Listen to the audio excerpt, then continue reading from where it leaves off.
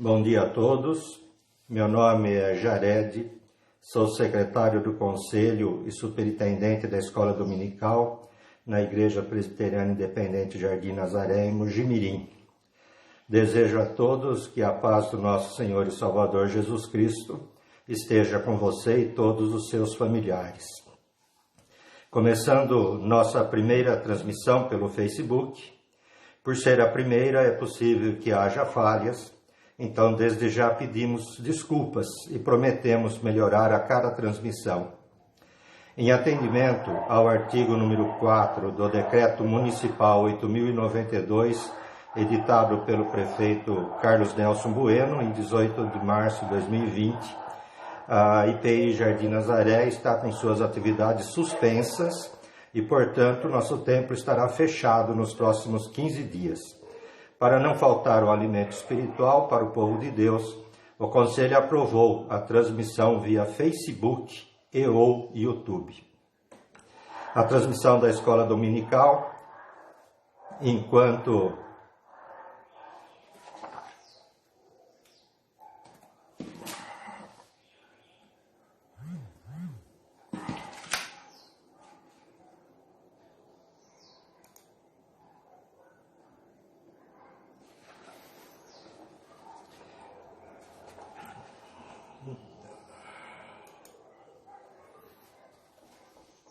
a transmissão da Escola Dominical, enquanto estivermos impedidos de reunir, será a partir das 9h30 e do culto vespertino a partir das 19h30.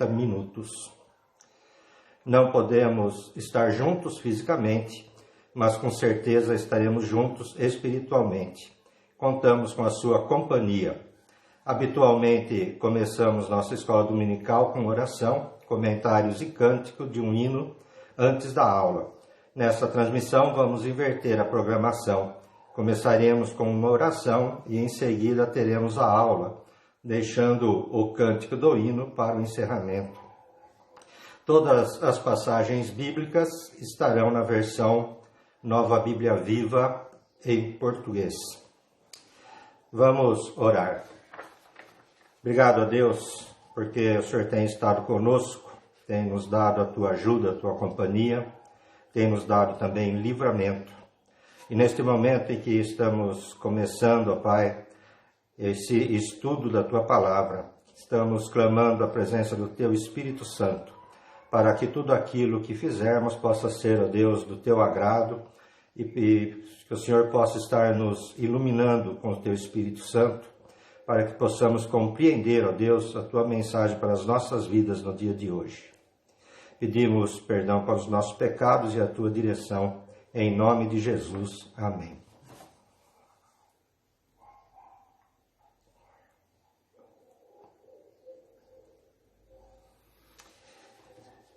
Quero falar hoje sobre pandemia e reclusão, ou isolamento. E para a gente falar um pouquinho sobre isso, precisamos entender algumas definições. Primeira definição importante é a da endemia, né? Uma doença que existe constantemente em determinado lugar e acomete número maior ou menor de indivíduos. É uma definição do Pequeno Dicionário da Língua Portuguesa, de Aurélio Buarque de Holanda Ferreira, edição de 1972. Outra definição obtida no Google mostra que endemia é qualquer doença localizada em um espaço limitado, denominado faixa endêmica. Significa que a endemia é uma doença que se manifesta apenas numa determinada região, de causa local, não atingindo nem se espalhando para outras comunidades. Por exemplo, a febre amarela, muito comum na região amazônica. Segunda definição é a definição de epidemia, doença que surge rapidamente em um lugar e ataca ao mesmo tempo grande número de pessoas. Surto de agravação de uma endemia, também definição do Pequeno Dicionário da Língua Portuguesa. Por fim, o que significa pandemia? Pandemia é uma epidemia generalizada, de acordo com o dicionário. Pelo Google, pandemia é enfermidade epidêmica amplamente disseminada.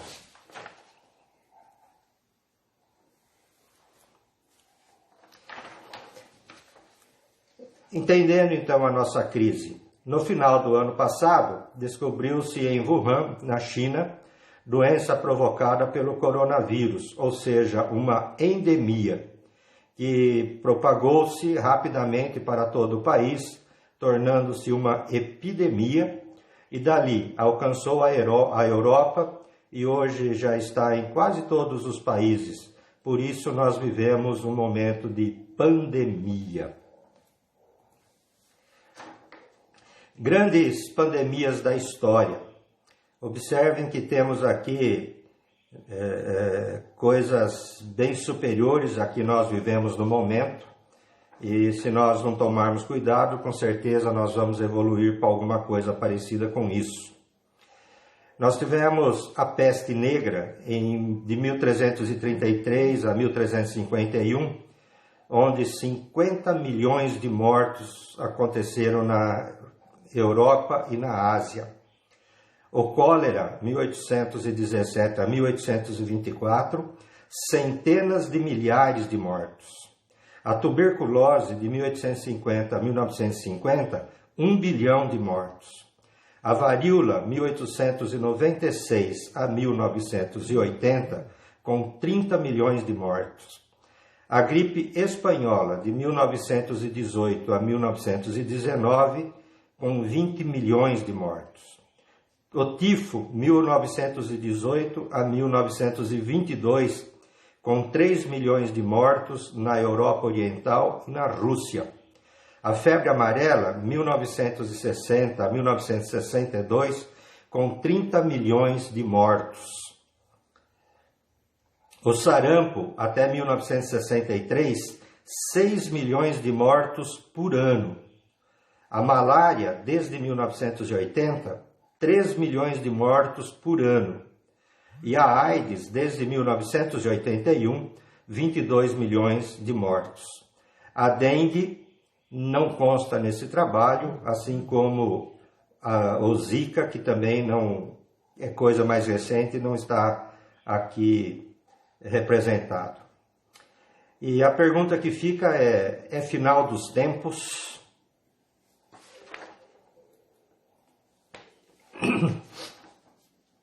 Mateus 24, 6 a 8 mostra, e eu não tenho dúvida disso, afinal a Bíblia traz isso de forma muito clara, e Mateus nos ensina o seguinte: quando vocês ouvirem falar de guerras e rumores de guerras, não tenham medo.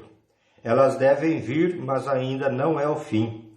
As nações e os reinos da terra se levantarão uns contra os outros. Haverá fome e terremotos em muitos lugares, mas tudo isso será apenas o princípio dos horrores futuros.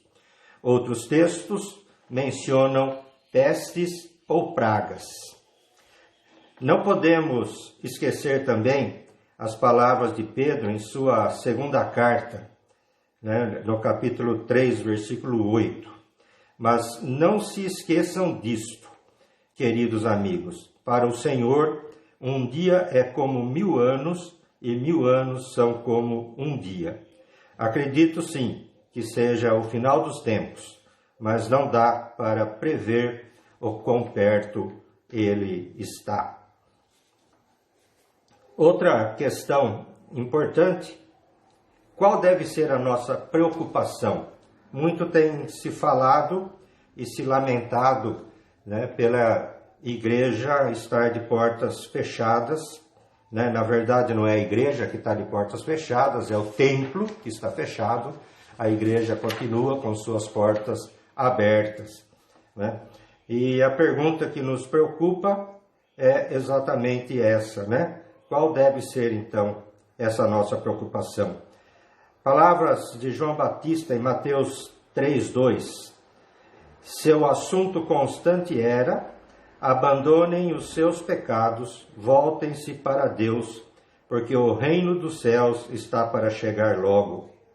O discurso de Pedro em Atos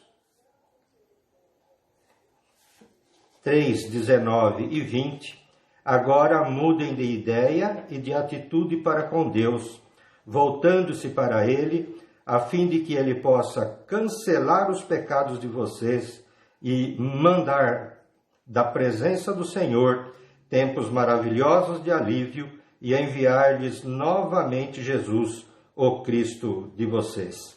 Assim como no passado, devemos pregar que a volta do Senhor está próxima e que todos devem crer em Jesus e arrepender-se dos seus pecados. A igreja tem uma missão muito importante nesses dias, e ainda que estejamos reclusos, ainda que estejamos dentro de casa, é importante que a gente use todos os recursos eletrônicos que nós temos, como internet, para que nós possamos estar divulgando, né, a todos a mensagem salvadora de Jesus Cristo. Outra questão importante: por que devemos ficar em casa? Separei aqui 3 motivos que eu creio sejam de grande importância. Nosso corpo é morada do Espírito Santo e precisamos cuidar desta morada, assim como ensinado na parábola dos talentos, Mateus 25, 14 e 30.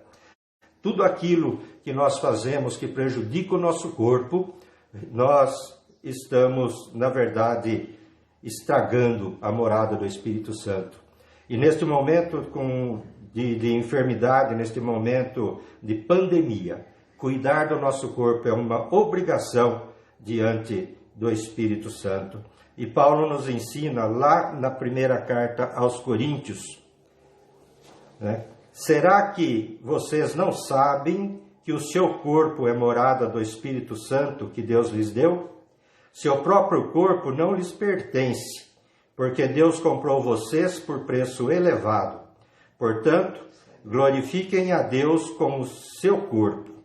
Ficando em casa, vamos preservar nossa saúde e, portanto, fazendo conforme os ensinamentos de Paulo. B. Obedecer às autoridades é dever de todo cristão. Pedro nos ensina isso em 1 Pedro 2,13. Pelo amor que vocês têm ao Senhor, obedeçam a todas as leis do governo, sejam as do rei como autoridade maior, sejam as que são dos oficiais dos reis, pois ele os enviou para castigar todos os que fazem o mal e honrar aqueles que fazem o bem. Então, ficando em casa e cuidando do nosso corpo, nós vamos estar atendendo todas as determinações das nossas autoridades, né? Federal, estadual e municipal. Aqui também, através dessa nossa atitude, nós estamos também dando testemunho daquilo que é o viver cristão. Por fim, acredito que a gente deve também fazer isso em obediência a Deus, né? Vejam o que Isaías nos afirma em seu cântico de confiança na proteção divina, escrito em Isaías 26, 20. Meu povo, vá para casa, tranque bem as portas, fique escondido por um pouco até que passe a ira do Senhor.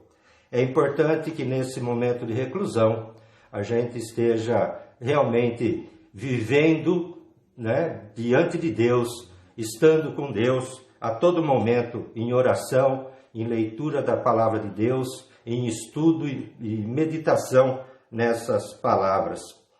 Próprio Martinho Lutero, diante da peste negra, uma epidemia, uma pandemia que ceifou a vida de 50 milhões de pessoas na Europa e Ásia, fez a seguinte orientação ao povo: pedirei a Deus misericordiosamente proteger-nos, Então farei vapor, ajudarei a purificar o ar, a administrar remédios e a tomá-los.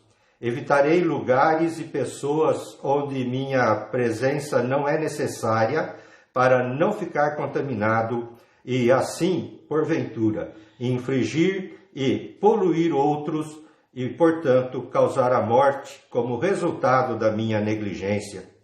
Se Deus quiser me levar, Ele certamente me levará, e eu terei feito o que Ele esperava de mim, e, portanto, não sou responsável pela minha própria morte ou pela morte de outros. Se meu próximo precisar de mim, não evitarei o lugar ou a pessoa, mas irei livremente, conforme declarado acima. Veja que essa é uma fé que teme a Deus, porque não é ousada nem insensata e não tenta a Deus. O que devo fazer enquanto estou em casa? Siga a orientação de Deus na Bíblia. Segundo Crônicas 7,14, nós lemos: Então, se o meu povo se humilhar e orar e me procurar, e se arrepender e mudar sua maneira errada de viver, eu ouvirei do céu as suas orações, perdoarei os seus pecados e sararei a sua terra. Resumindo, nesses momentos de reclusão, nós devemos nos humilhar, orar, procurar a Deus, se arrepender, mudar a maneira de viver. É um momento de profunda reflexão, é um momento em que nós precisamos transformar as nossas vidas. Com essas atitudes, nós mudaremos a situação. O jejum é muito bom nessas horas. Outra questão: qual o lado bom da crise? Parece que crise não tem lado bom, né? Mas eu destaquei 3 tópicos aqui, né, mostrando o lado bom da crise. A distância e a falta de comunhão com os irmãos da igreja mostra-nos o quanto nos amamos e a importância de cada um no corpo de Cristo. A crise nos ajuda a ser mais dependentes de Deus. Com a crise, nossa intimidade com Deus aumenta. Use o seu tempo para isso. O apóstolo Paulo, em 2 Coríntios 12:10, nos ensina que, já que eu sei que tudo é para o bem de Cristo, alegro-me nas fraquezas, nos insultos, nas clarezas, nas perseguições e nas dificuldades, porque quando estou fraco, então sou forte. É nesse momento de tristeza, nesse momento de preocupação, nesse momento de ansiedade, nesse momento de dificuldades, é que verdadeiramente nós devemos nos sentir fortes, porque nós estamos com Deus, nós estamos com Jesus nas nossas vidas e a gente vai vencer.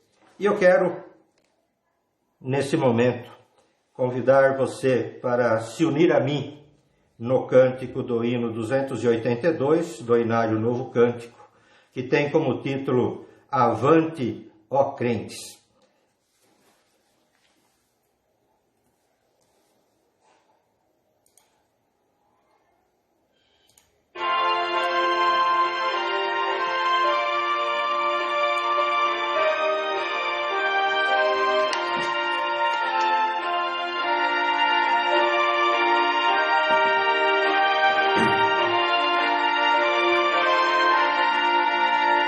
Avante, avante, ó crentes, soldados de Jesus, erguei seu estandarte, lutai por sua cruz, contra hostes inimigas, ante essas multidões, o excelso comandante dirige os batalhões. Avante, avante, ó crentes, por Cristo pelejai, vesti sua armadura, em seu poder marchai, no posto sempre achados, velando em oração, em meio de perigos, seguindo o capitão.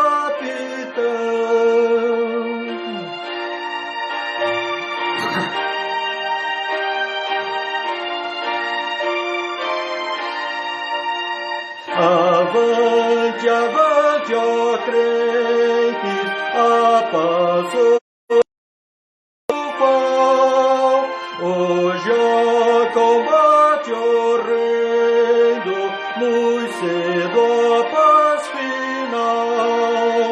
Então eternamente bendito vencedor, no céu glorificado, com Cristo Salvador.